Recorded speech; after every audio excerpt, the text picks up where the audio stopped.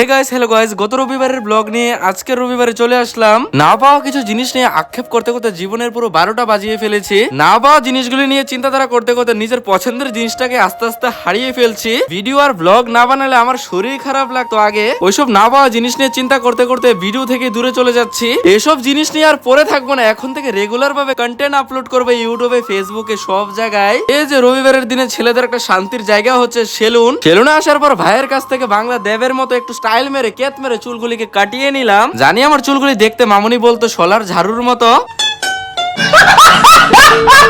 আমার তো আর কিছু করার নেই, উপরওয়ালা আমাকে এমন ভাবে বানিয়েছে। চুলগুলোকে কাট করানো শেষ করে মাথার মধ্যে হেনা লাগিয়ে এখন আমি চলে যাচ্ছি বাড়িতে যাওয়ার পর কালুয়াকে সাথে নিয়ে এখন আমি চলে যাচ্ছি আমাদের গ্রিন হাউসের পাশে যেহেতু আমাদের গাঁদা ফুলের বাগান ছিল, বাগান থেকে একটু রাউন্ড মেরে এখন চলে আসলাম কালুয়াকে স্নান করাতে। কালুয়াকে স্নান করানো শেষ করে এখন আমি নিজেকে একটু ওয়াশ করবো। ভাই দেবে স্নান করা তো হয়ে গেল, এখন তাতে করে যাই বাড়িতে, কারণ রান্না হয়েছে আজকে মটন কষা।